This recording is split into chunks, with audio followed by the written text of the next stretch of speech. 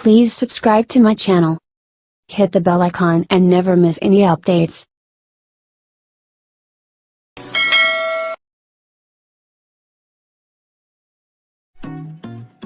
Hi friends, Assalamu alaikum. Welcome back to my channel. I am Sumaya from Sumi's Home Chef.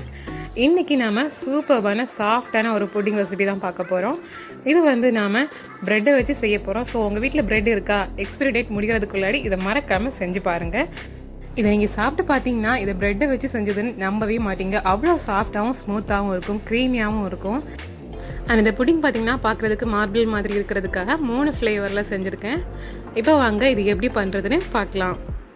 இது பண்ணுறதுக்கு முதல்ல 7 grams, அதாவது ஒரு கையளவுக்கு அகர் எடுத்திருக்கேன், சைனா கிராஸ். இதை வந்து 2 கப்பு தண்ணியில் நம்ம பாயில் பண்ண விட போகிறோம். இது கம்ப்ளீட்டாக கரையிறது வரைக்கும் நாம் இதை பாயில் பண்ண விட்டு எடுத்துக்கலாம். இப்போ நாம் இதில் 2 கப் அளவு தண்ணி வச்சுருக்கோம். இது வந்து கம்ப்ளீட்டாக பாயில் ஆகி மெல்ட் ஆனதுக்கப்புறமா கிட்டத்தட்ட 1 கப் வரும். ஸோ இது ஒரு பக்கம் பாயில் ஆகும்போது நம்ம ப்ரெட்டை ரெடி பண்ணிக்கலாம். ப்ரெட்டு நார்மல் சைஸ், அதாவது பெரிய சைஸ் யூஸ் பண்ணுறதா இருந்தால் 6 பீசஸ் போதும். நான் இங்கே வந்து ரொம்ப ஸ்மால் சைஸ் யூஸ் பண்ணுறதுனால 12 பீசஸ் எடுத்து வச்சுருக்கேன். இப்போ இதை ஒரு பிளெண்டரில் சேர்த்துக்கலாம். சேர்த்ததுக்கப்புறமா அவங்களுக்கு சுகர் வந்து எவ்வளோ வேணுமோ அவ்வளோ சேர்த்துக்கோங்க. ஆவரேஜாக 1/2 கப் அளவு சுகர் சேர்த்தா போதும். அப்புறமா இதை வந்து நம்ம இப்போ ஃபைனாக பொடி பண்ணி எடுத்துக்கலாம்.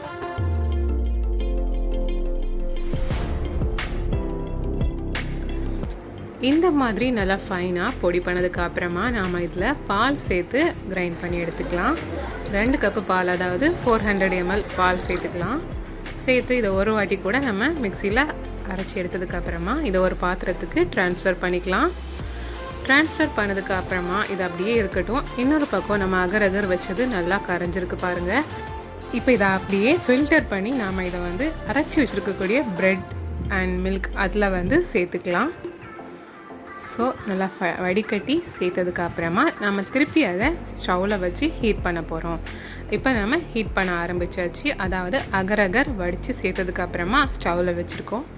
இது நல்லா பாயில் ஆகி இப்போ தண்ணியாக இருக்குது. ஸோ ஃபைனலாக இந்த மாதிரி ஒரு திக்கான க்ரீமியான கன்சிஸ்டன்சி வரணும். பாருங்கள், ரொம்ப க்ரீமியாக வந்திருக்குதுல்ல.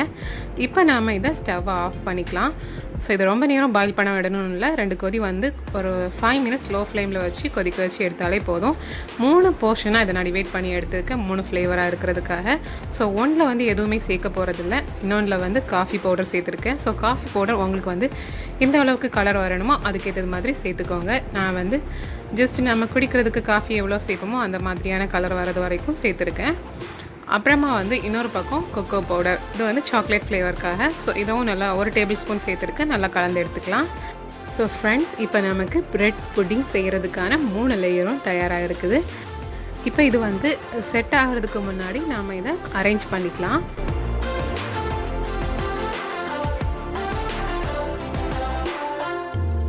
இங்கே பார்த்தீங்கன்னா நான் 2 கண்டெய்னரில் விட்டு எடுக்க போகிறேன். ஸோ இதை வந்து எந்த மாதிரி விடணும் அப்படின்னு பார்த்தீங்கன்னா, ஃபஸ்ட்டு ப்ளைன் லேயர் விடுறேன், அதாவது எந்த ஃப்ளேவரும் சேர்க்காதது. அப்புறமா இதுக்கு மேலே காஃபி ஃப்ளேவர், அதுக்கப்புறமா சாக்லேட் ஃப்ளேவர். ஸோ இந்த ஃப்ளேவர் இந்த மாதிரி நீங்கள் வந்து அரேஞ்ச் பண்ணும்போது பார்க்குறதுக்கு ரொம்பவே அழகாக இருக்கும். ஸோ இந்த மாதிரி நம்ம வந்து ரிப்பீட் பண்ணிக்கலாம். அதாவது ப்ளைன் லேயர், அப்புறமா காஃபி லேயர், அப்புறமா சாக்லேட் லேயர். ஸோ இது மாதிரி விடும்போது பார்க்குறதுக்கு ரொம்பவே அழகாக இருக்கும். அண்ட் இங்கே பார்த்தீங்கன்னா நான் 3 ஃப்ளேவர் யூஸ் பண்ணியிருக்கேன்ல.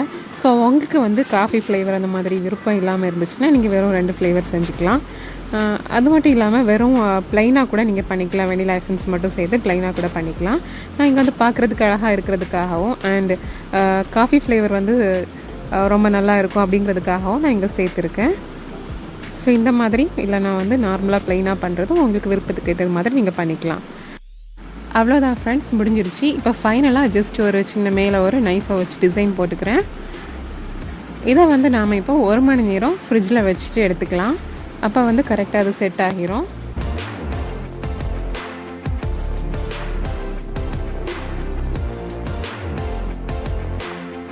ஸோ ஃப்ரெண்ட்ஸ், இப்போ பார்த்தீங்கன்னா சரியாக 1 மணி நேரம் ஆயிடுச்சு. பாருங்கள் எவ்வளோ அழகாக செட் ஆகி வந்திருக்குன்னு, சாஃப்டாகவும் இருக்குல்ல. இதை இப்போ அதோட எட்ஜஸை வந்து லைட்டாக நைஃபால் இறக்கி விட்டுட்டு ஒரு பிளேட்டில் அதை வந்து ஃப்ளிப் பண்ணி எடுத்துக்கலாம்.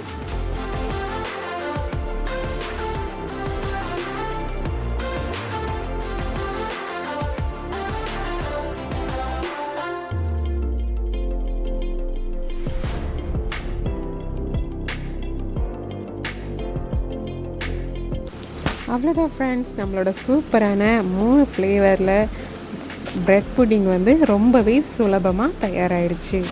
ஸோ ஃப்ரெண்ட்ஸ், இந்த பிரெட் புட்டிங் ரெசிபியை மறக்காமல் நீங்கள் வந்து இஃப்தாருக்கு ட்ரை பண்ணி பாருங்கள். ரொம்பவே டேஸ்டியாக இருக்கும், சாஃப்டாக க்ரீமியாக இருக்கும். உள்ளாடி எப்படி வந்திருக்குன்னு கட் பண்ணி பார்க்கலாம் வாங்க. பாருங்கள் எவ்வளோ அழகாக வந்திருக்குன்னு. அதில் நம்ம சேர்த்த அந்த 3 கலர்ஸும் கிளியராக தெரியுது. லைட் ப்ரௌன், டார்க் ப்ரௌன், அப்புறமா ஒயிட் கலர். ரொம்பவே அழகாக வந்திருக்குது. ஸோ நீங்களும் இதை பார்த்துட்டு மறக்காமல் ட்ரை பண்ணி பாருங்கள். அண்ட் ஃப்ரெண்ட்ஸ், இந்த வீடியோ உங்களுக்கு பிடிச்சிருந்துச்சுன்னா மறக்காமல் வீடியோவுக்கு லைக் போடுங்க. இந்த பிரெட் புட்டிங் ரெசிபியை நீங்கள் ட்ரை பண்ணி பார்த்துட்டு எப்படி வந்திருக்குன்னு கமெண்ட் பாக்ஸில் மறக்காமல் சொல்லுங்கள். அண்ட் இன்னும் நிறைய இன்ட்ரெஸ்டிங்கான ரெசிபிஸ் பார்க்குறதுக்கு என்னோடய சுமிஸ் ஹோம் செஃப் சேனலை மறக்காமல் சப்ஸ்கிரைப் பண்ணிக்கோங்க. தேங்க்யூ ஸோ மச் ஃபார் வாட்சிங்.